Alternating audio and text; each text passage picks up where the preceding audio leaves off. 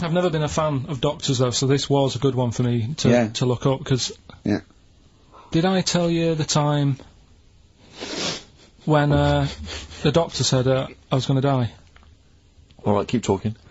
Right, ages ago, must have been about 15, right? And at lunchtime there was this... We used to have a choice of stuff to do at lunchtime, right? We used to have like a burger place that had an arcade machine in it, right? So we used to go there and play on that and have a burger. Or there was this baker's, right, that my mum worked at, and did great cakes and stuff, right?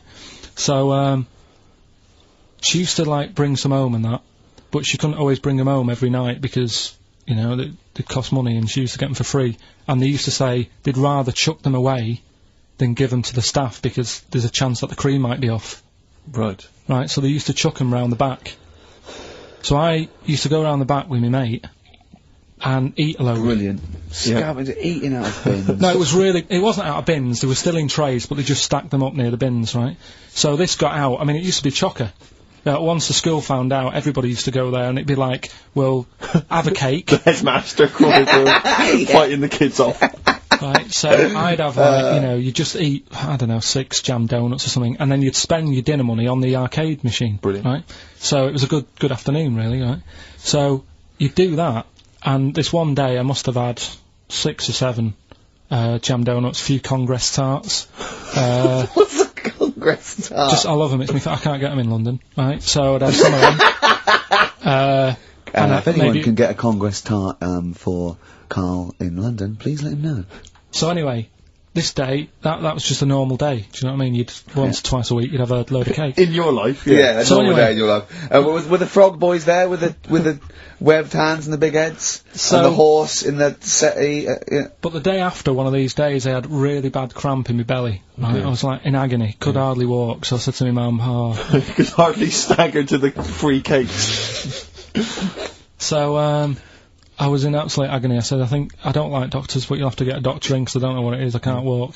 She gets the doctor round, I won't say his name, but he said, well, doesn't look like he's got long left. Blimey. So I was a bit like, hang on a minute, I've only had a few cream donuts. Yeah. My mum was panicking. Sure. He went, my dad came in from work, she said, oh, something's really bad with Karl, I think it's serious, you know, the doctor said he ain't got long left. So he said, what, he said that and just left? So he said, yeah. He said, I'll have to call him then. So he called him up, said, what's all this about, you know, Karl hasn't got long left, how long's he got? So he goes, oh, I was only messing. He's just had some bad cream. Can you believe that? Well, the thing is, I like the fact your mum didn't ask any questions. I know. She didn't go into detail. Can you explain more, Doctor? No, I got a shoe off. No, but she doesn't. You know, I don't want to diss you or your family, but I imagine if I was there, I'd have known the doctor was joking. Yeah. That's all I'm saying. I mean, I sound very arrogant there, but I imagine he went, what's he been doing? I had about 6 cream granules. Oh, right. Oh, wow. He hasn't got long to live then. I'll see you later. That's what I think the doctor did. Yeah. It's like the idea your mum just let him go. Yeah. Terrified, thinking, well, I'm not going to probe him, he's that's it then. Dad comes in, hi honey, I'm home. Anything happened? The doctor said Karl's going to die and then left. Did he? I'll call him. So, would you like to start on your, to Steve, because I've heard all these. We won't do them all. Well, we'll start off with the Mr. Freeze. Tell Steve the story of Mr. Freeze. This is the first time he nearly died. This is the most serious of the lot, really. So, what it was, do you know, like, don't know if your mum and dad did the same thing, but, like, they'd do the weekly shopping on like, a Friday. Yeah. So when you got to Thursday, there wouldn't be much stuff left in the cupboard. It'd just be like, you know, your Jacob's crackers and stuff like that. So when they'd been to the supermarket and they came back, I was like, you know, what's that saying? Like a pig in... You know, I loved it. It was like loads of food coming in, loads of biscuits. What is that saying? He nearly said pig in shit. Right. Is that the saying? Yeah. Right, so yeah, all this food comes in. Thank God he didn't. Otherwise he'd have been in trouble. That's true enough. Because he's culpable for our actions, because he's the producer. So technically, that twat's in charge. Go on. Right, so anyway, so there's loads of food, and I'm like, oh yeah, look at this, and chocolate biscuits, and, you know, penguins and stuff. Bacon. And bacon. Just in case, you never know. So anyway, my mum and dad's putting the food away, me and our kid are like, he's already grabbed something, gone back upstairs. It's like feral children. it's like a quest for fire. And then they run upstairs. What did you sit under the bed, gnawing at some sort of pig's trotter? So I saw, do you remember Mr. Freeze Pops? I do, yeah. So they're kind of like popsicles, icicles. Yeah, but really long, like a foot long, right? Yeah.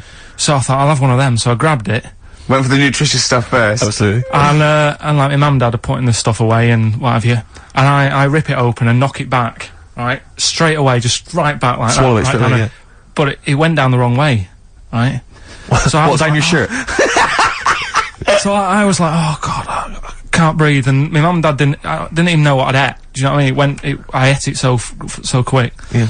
And I'm sort of tapping my mum on the back, going, and she's going, oh god, you know, he's choking again, because I was always choking. If there's one thing, I don't know if I've got like a small throat, but I mean, even Ricky knows I can't drink that much, can I? Yeah. Do you know, or eat pebbles. I'm not a quick drinker. I'd always, I think I'm scared of like swallowing stuff. Yeah.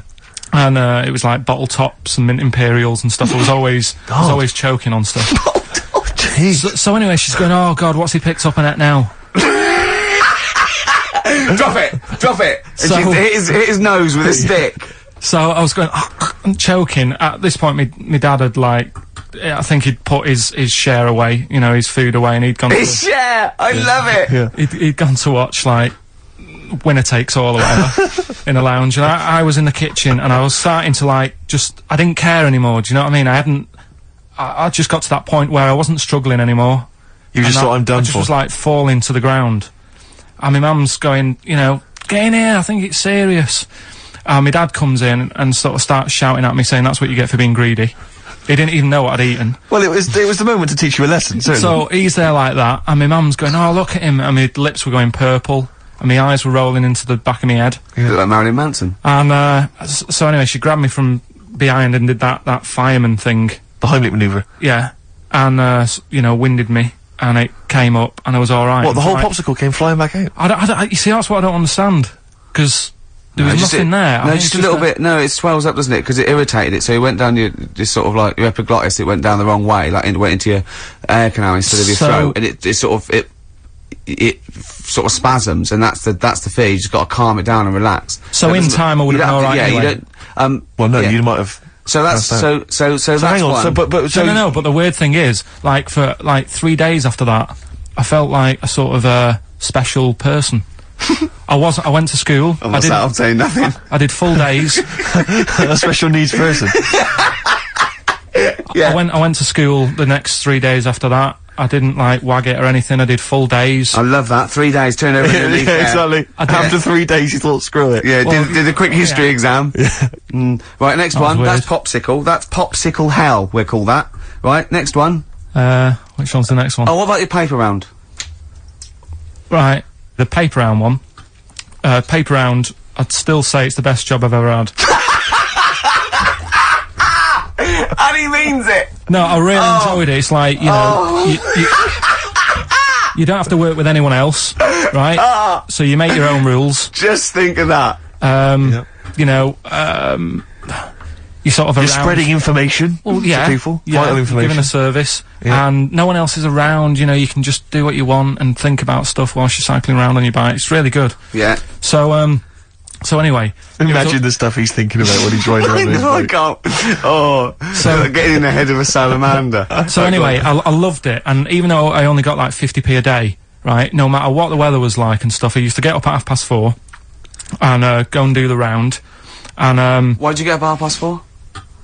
Because I wanted to watch the Pink Panther at 5:30, so I wanted to get me paper round done. I said, why didn't you watch the Pink Panther? And then do the paper. He went, oh, I can't sit there thinking I've got my paper round to do.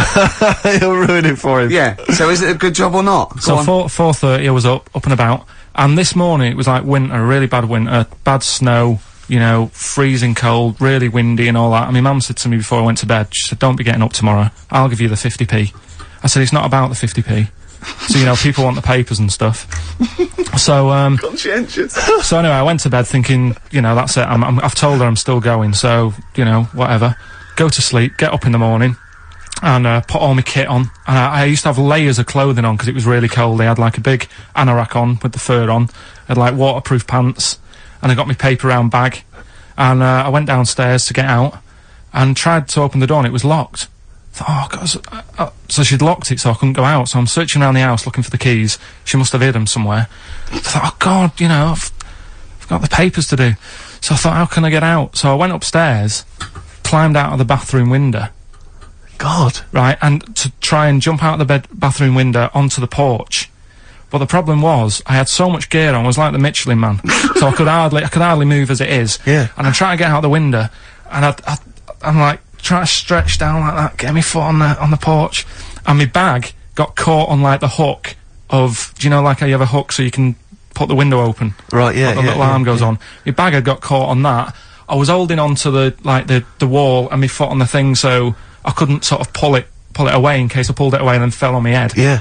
So I'm stuck there. Dangling. My dad comes back from working nights. Yeah. He thinks I'm a burglar. Gets out his gun. So he's shouting and stuff, going mad, and going, Dad, it's me. And he had to give us a hand using a... He's heard that wily trick in Manchester before. He had to help me using a washing prop thing, a big stick. What did he do? Well, he said, just hold on for your dear life, and I'll sort of push the paper bag off the hook. Why didn't he go upstairs and sort it out? It was at that point where I was in the middle, there was nothing you could do, do you know what I mean? It's at that point where you've just got to make a decision. Yeah. And by the time you got upstairs, who knows what might have happened. Sure. Do you know what I mean? You've got to act there and then, no messing around. Yeah. So... And you could hear downstairs, now here he is, the Pink Panther. Yeah. Dad! Hurry up! Panther, ever so pink! Oh. So that was close to death, because I must have been about 30 foot in the air. So, to cut a long story short, he gave me about 4 or 5 near-death experiences, and he went, and the whole point of this, he went, so that's why I think I'm gonna die of something horrible, like cancer. And I went, why? He went, right, you ready for this? Yeah. He said, well, I don't check my balls. Wait. He said, I don't like the feel. Carl, always check your balls. Do you I check don't yours? like the feel. Why don't you like the feel of your own balls? I mean, you know that I don't like bodies anyway. Right. Do you know what I mean? It worries me a bit that you've got all that going on in your body, right, and your skin's keeping it all in place. Stop. We're going down a whole other avenue of discussion. Let's play a track, let's come back to it.